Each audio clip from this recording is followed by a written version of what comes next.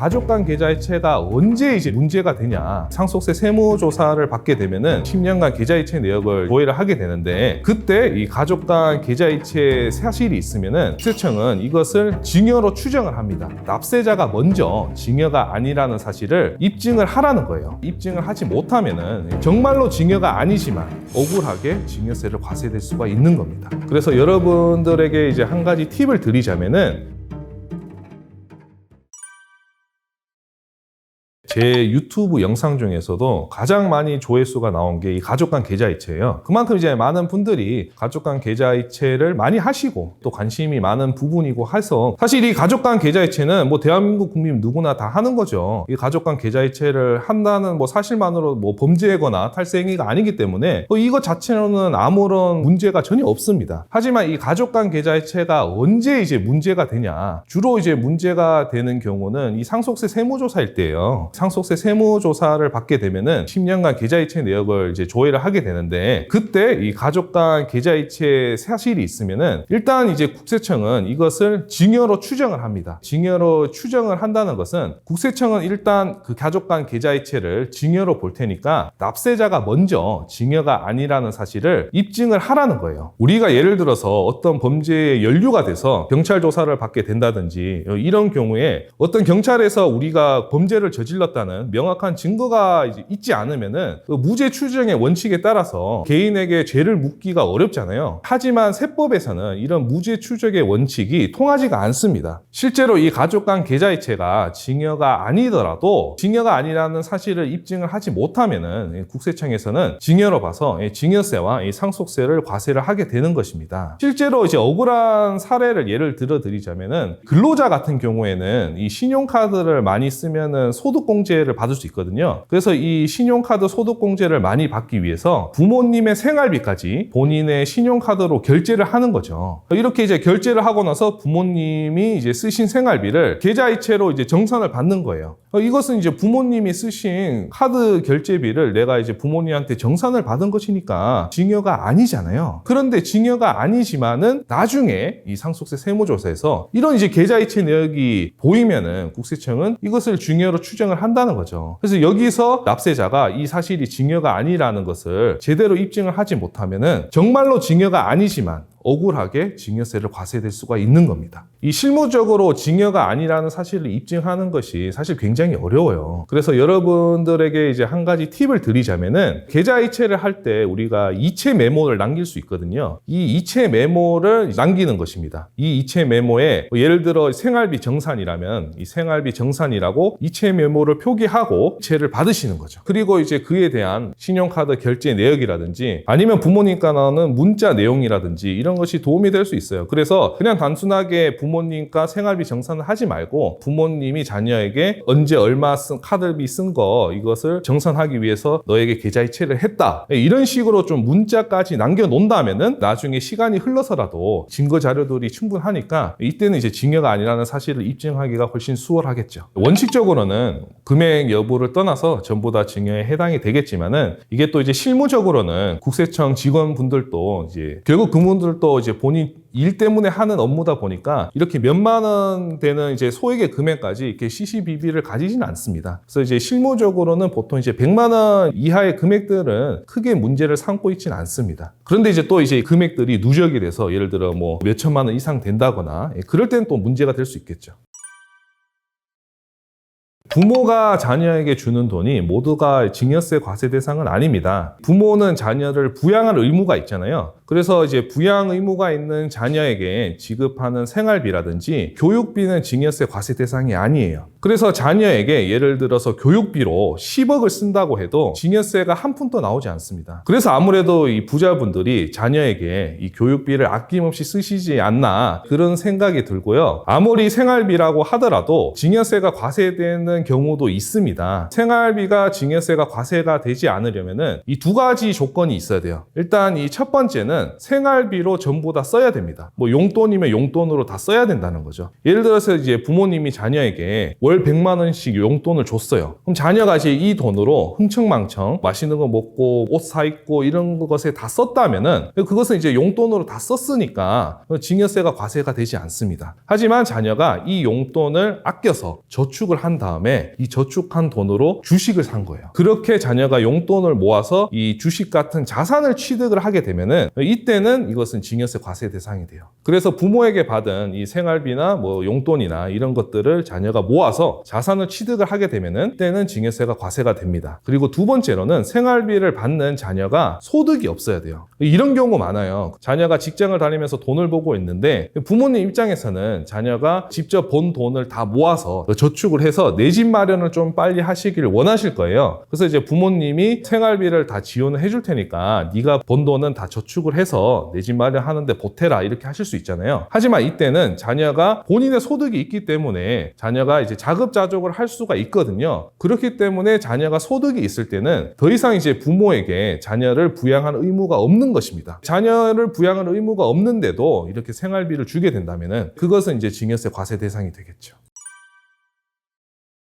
만약 이제 운이 좋아서 10년 훨씬 전에 이제 사실 부모님한테 몰래 계좌이체를 받고 증여세 신고를 안 했는데 그 이후로부터 10년이 지난다면은 이것은 사실 상속세 세무조사에서도 발견되기가 어려워요. 그래서 어떻게 보면 뭐 운이 좋다고도 할 수가 있겠죠. 하지만 이제 여러분들이 간과하시면 안 되는 것이 이 상속세 세무조사는 언제 일어날지 알 수가 없어요. 부모님이 언제 돌아가실지 이 미래를 예측을 할 수 없기 때문에 부모님이 갑자기 돌아가시게 되면은 예상치도 못하게 갑자기 세무조사를 받으실 수도 있는 겁니다. 물론 지금 현재 부모님이 건강하셔서 지금 당장 이제 계좌이체를 받고 부모님이 10년 훨씬 지난 다음에 돌아가시면은 이 사실을 구세청이 알지 못할 수도 있습니다. 하지만 이제 본인 예상과 달리 부모님이 갑자기 돌아가시게 되면은 나중에 이 사실이 이제 세무조사를 통해서 밝혀지게 되잖아요. 그러면 그때는 증여세 본세뿐만이 아니라 가산세까지도 내야 돼서 엄청난 세금 폭탄을 내야 될 수도 있어요. 예를 들어서 본인이 5억의 현금을 계좌이체를 받고 증여 신고를 하지 않았어요. 그러면 이때는 5억에 대해서 증여세 본세가 한 8천만 원 정도 나오게 되는데 여기에 이제 가산세를 추가로 더해서 납부를 하셔야 됩니다. 가산세에는 이 두 가지 종류가 있는데요. 이제 첫 번째는 무신고 가산세입니다. 무신고 가산세는 본세의 20%고요. 그다음 이제 두 번째로 무서운 것이 납부지연 가산세인데요. 이 납부지연 가산세는 쉽게 말해서 세금을 원래 내야 할 시기보다 늦게 냈으니까 이자 성격으로 해서 납부지연 가산세를 내라는 것입니다. 그런데 이 납부지연 가산세 이자율이 무려 8%예요. 그래서 예를 들어서 내가 8년 전에 증여받은 사실이 밝혀지게 되면은 이 납부지연 가산세가 무려 64%가 나오는 것이죠. 그래서 이 64%에 무신고 가산세 20%까지 포함되면은 거의 이제 뭐 80% 이상의 가산세를 내야 되는 것입니다. 그래서 거의 본세 가까이에 또 이제 가산세를 내게 돼서 원래 내야 될 세금의 2배 가까이를 낼 수도 있으니까 가급적 이제 부모님의 재산이 많으신 분들은 무신고하지 마시고 성실하게 증여 신고하시는 것이 좋겠습니다. 방금 제가 말씀드린 그런 내용들은 대한민국 모든 국민분들이 다 염려를 하셔야 될 내용은 사실 아닙니다. 모든 이제 사람들이 상속세 세무조사를 받는 것은 아니기 때문에 예를 들어 부모님이 자산이 이제 그렇게 크지 않다면은 상속세 세무조사를 받을 가능성이 없기 때문에 너무 가족 간 계좌이체에 대해서 세금 문제에 대해서 크게 신경을 안 쓰셔도 됩니다. 하지만 이제 부모님의 나이가 많으시거나 아니면 재산이 많으신 경우에는 상속세 세무조사를 받을 가능성이 굉장히 높기 때문에 이런 분들은 아무래도 부모 자식 간 이 계좌이체 내역은 각별히 좀 주의를 하셔야겠죠. 그래서 가급적이면 이제 부모 자식 간 계좌이체를 삼가를 하시고 자녀에게 현금을 증여를 하셨다면은 증여세를 아까워하지 마시고 정직하게 증여 신고를 하는 것이 오히려 절세가 되는 길이라고 말씀드리고 싶습니다. 상속세는 기본적으로 5억까지는 공제가 됩니다. 그리고 이제 돌아가신 분의 배우자가 살아 계신다면은 10억까지 공제가 됩니다. 예를 들어서 이제 아버지가 돌아가셨는데 어머니가 살아 계시다면은 그때는 상속 재산이 10억까지는 상속세가 나오지 않습니다. 그러므로 이제 상속 재산이 10억 이하면은 아무래도 세무조사 나올 가능성이 낮겠죠. 만약 이제 아버지가 돌아가시고 또 이제 어머니가 돌아가셨을 때는 이때는 이제 상속공제가 5억밖에 되지 않으니까 상속 재산이 5억을 초과를 하게 되면은 그럼 이때는 이제 또 상속세 세무조사를 받을 가능성이 높겠죠. 그리고 이제 상속세 세무조사도 이 강도 기준이 좀 다양하게 있습니다. 모든 상속세 세무조사라고 해서 10년간 계좌이체를 샅샅이 조사하는 것은 아니고요. 흔히들 상속 재산이 35억 이상이면은 관할 세무서가 아니라 관할 지방국세청에서 이 세무조사를 담당하게 됩니다. 세무서가 아니라 이제 지방국세청에서 세무조사를 담당하게 될 때는 이때는 고인간의 이제 10년간 계좌이체뿐만이 아니라 이 상속인간의 10년간 계좌이체 내역까지 모두 다 조사를 하거든요. 그래서 아버지가 돌아가셨는데 어머니와 자녀 간의 계좌이체 내역이 밝혀지는 경우도 있습니다. 그래서 이제 부모님의 재산이 엄청 많은 경우에는 어머니, 아버지 두 분 다 계좌이체 내역을 조심하셔야겠죠.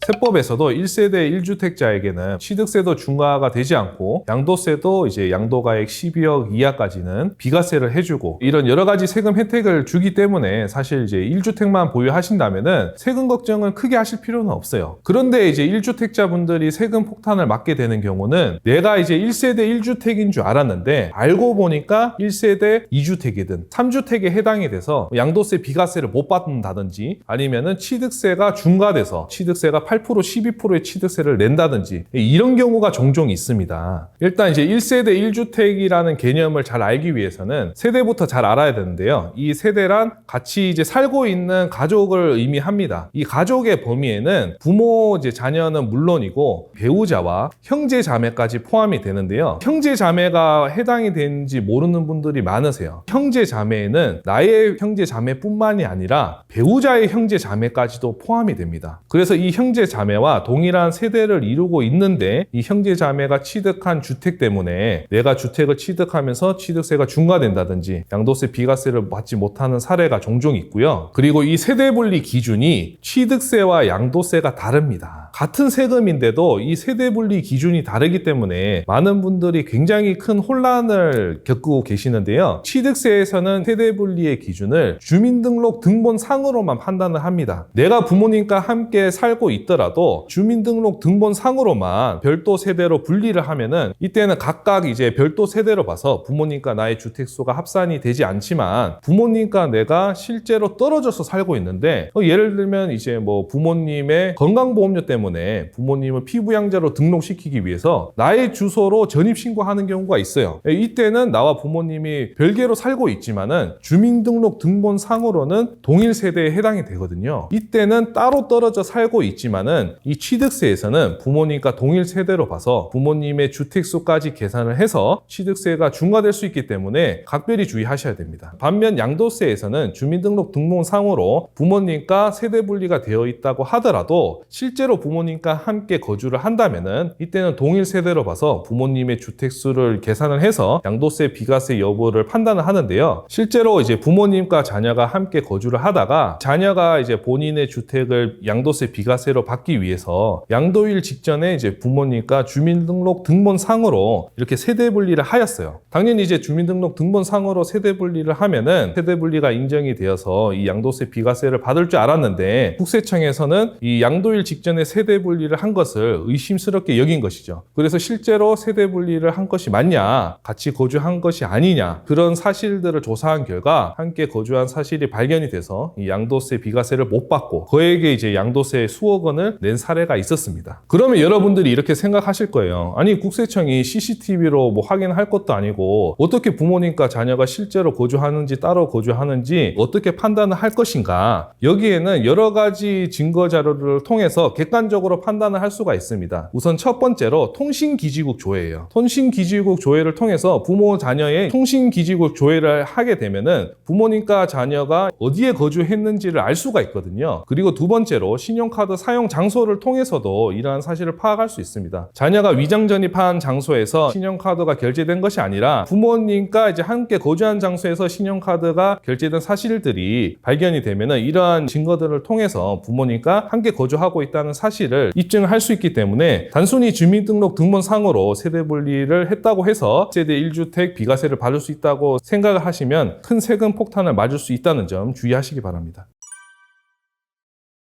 현실적으로 또 많이 착각을 하시는 게 이 분양권이에요. 분양권 취득세가 다른 주택하고는 굉장히 특이합니다. 보통 이제 우리가 주택을 취득할 때는 주택 잔금일 시점에 주택수에 따라서 취득세율이 결정이 돼요. 주택 잔금일 시점에 내가 다른 주택을 보유하고 있지 않다면 당연히 취득세가 중과되지 않겠죠. 그런데 이 분양권은 특이하게 이 분양권 아파트 취득일이 아니라 분양권 계약일 당시의 주택수로 이 취득세율이 산정이 됩니다. 그래서 예를 들어서 내가 2주택자인데 분양권을 취득을 했어요. 그리고 나서 내가 분양권 아파트가 완공이 되기 전에 이 2주택을 모두 다 처분을 했습니다. 그러면 내가 분양받는 아파트를 취득할 때는 나는 1주택자잖아요. 그래서 내 취득세가 중과되지 않을 것이라고 생각하시겠지만은 이 분양권 취득세는 이 분양권 계약일 당시에 주택수에 결정이 되기 때문에 그 당시에 이제 주택수가 총 3주택이므로 이때는 이제 취득세가 8%로 중과된다는 것이죠.